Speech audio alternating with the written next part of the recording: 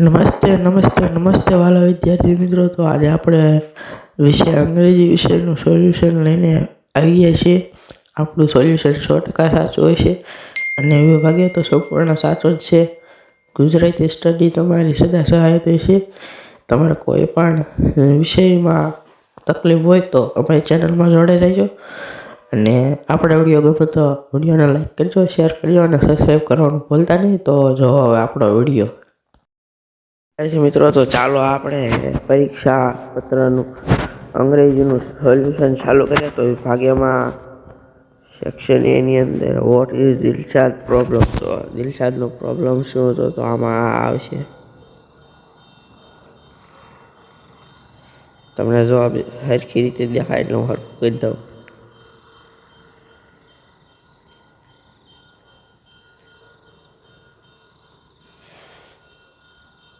દિલશાદનો problem શું હતો એ લખવાનું છે. એટલે દિલશાદનો પ્રોબ્લેમ આવશે.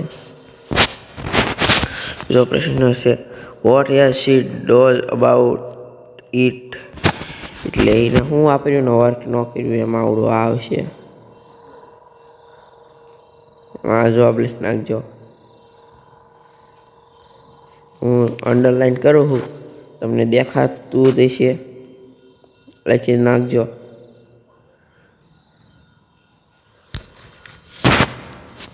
નીચે જાય તો ત્રીજા પ્રશ્નનો which is there first check point. પહેલો પોઈન્ટ કયો હતો? તો પહેલો પોઈન્ટ આવડો આ હતો. આ તમારે લખી નાખવાનું છે, અહીં સુધી લખવાનું છે.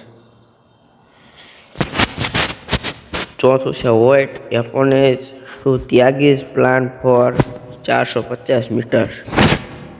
આમાં અહીંથી 80 શરૂ કરીને ત્યાં 450 વાળો પ્લાન લખવાનો છે અહીં સુધી. નીચે જઈ what did the children do the take. ચિલ્ડ્રને શું કર્યું? તો અહીંયા આવશે children the let Mitra from Reshma leaf and glass report in water. આટલું 5મા માર્ક. છઠ્ઠાનો જવાબ જોઈએ તો છઠ્ઠામાં આવડો આવશે. It was slowly swimming.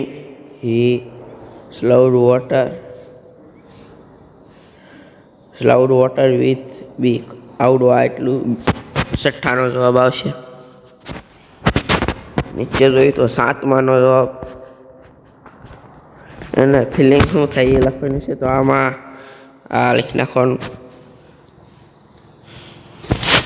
પહેલું જોઈએ આ મેલેટી કરી એવડે 7માનો જવાબ આવશે. How many basket did about. લેખકે કેટલા બાસ્કેટમાં ગયા? ઓનલી 1. યુ કાઢીને ઓનલી 1 લખી નાખવાનું છે.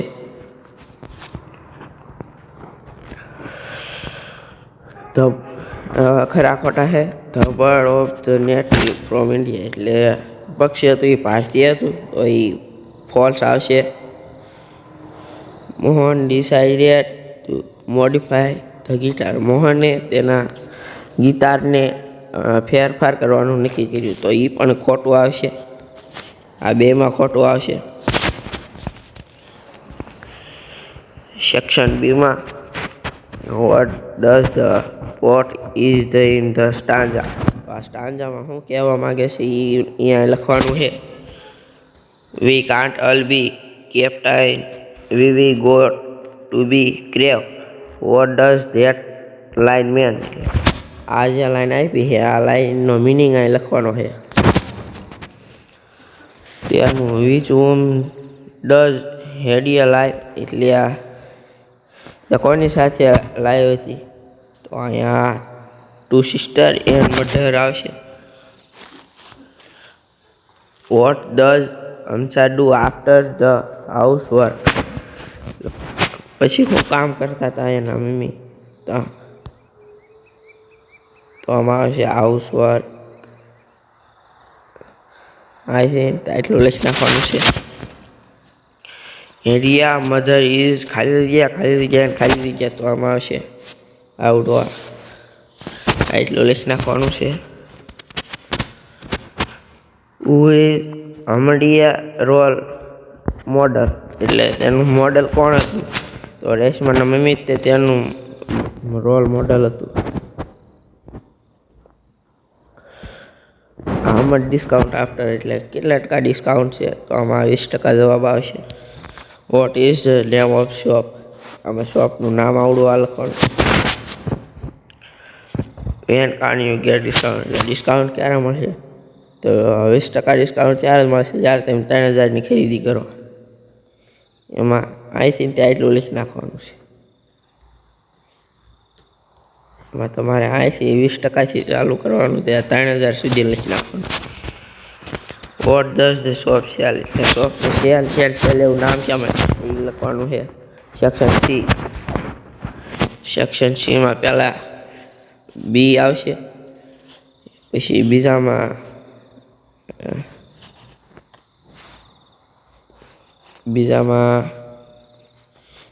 હું જવાબ જોઈ દઈશ. બીજામાં સી આવશે અને ત્રીજામાં એ આવશે. To reach Rajkot asking about time. આમાં ટાઈમ પૂછવાનો. How long does time take? 25માં આઈ હેવ ટીમ માર્બલ. ખાલી જગ્યા do you want? Asking about number. તો આમાં હાઉ મેની નંબર લગાડવાના છે.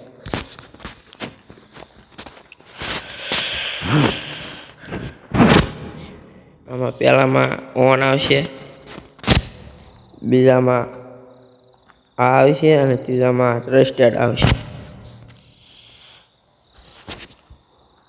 પહેલામાં ગ્રુપ આવશે, ત્રીજામાં મેક આવશે.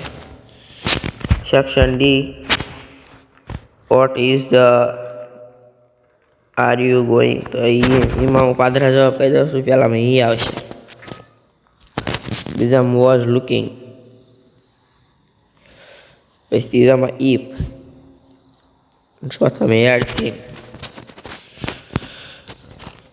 આ બે વાક્ય જોડવાના છે. પહેલામાં એન્ડ આવશે અને અહીંયા ઓર ઇલ આવશે. 32માં આઈ મેક રેન વેન ટુ આઈ ફેર. ખાલી જગ્યામાં સેલ આવશે. આવડું આ સેલ. ઇઝ ગુડ્સ ઈ ગોટમાં બેસ્ટ આવશે. ઉપર આગળ 33માં આ બોય યુના ગર્લ્સ લખી નાખવાનું. આ બોય યુના ગર્લ્સ લખી નાખવાનું છે. આ લાઈન રૂના ખાલી લાઈન કરવાનું છે. લાઈન ખાલી આ લાઈન લખવાનું છે. ટાઈગર યુ ના આ ટાઈગર યુ ટાઈગર એસ કરી નાખવાનું છે. રે પછી ડબલ એસ. આ સ્માર્ટ મોબાઈલમાં સરખું લખાતું નથી એટલે તમે આ જાતે લખી નાખજો. પછી ધ મેંગોસ ઓફ ધ મેનેજર્સ રૂ are you are any double S લગાડી દેવાના છે પાછળ. વોઝ અંકલ યુ ના આંટી કરી નાખવાનું છે એટલે તમને માર્ક મળી જશે. 34માં આપણે આકાશ અને અમિત કાઢવાનું છે તો એના માટે હું આવશે. 35માં હાઉ મેની આવશે. એની અંદર તમારે જવાબ નીચે આપેલા છે તો જવાબ અહીંથી લખી લેજો. સેક્શન આ રાઇટિંગ સેક્શન છે. નવરાત્રીનો લખવો હોય તો ધીમે ધીમે લખી નાખજો. હું સ્ક્રોલ કરું છું. આપણો વિડીયો ગમે તો સબસ્ક્રાઈબ કરતા જાજો. તમારા મિત્રોને શેર કરજો. આ પિક્ચર ડિસ્ક્રિપ્શન છે. ચિત્રના આધારે 10 વાક્ય બનાવવાના હતા. એ 10 વાક્ય બની જાય પછી નીચે ઈમેલ છે. આમાં ઈમેલ લખવાની છે. અહીંથી ચાલુ થાય છે. આ કાઉન્સમાં કોઈ તમે ન લખો તો ચાલશે. બાકી આ બધું લખવાનું છે.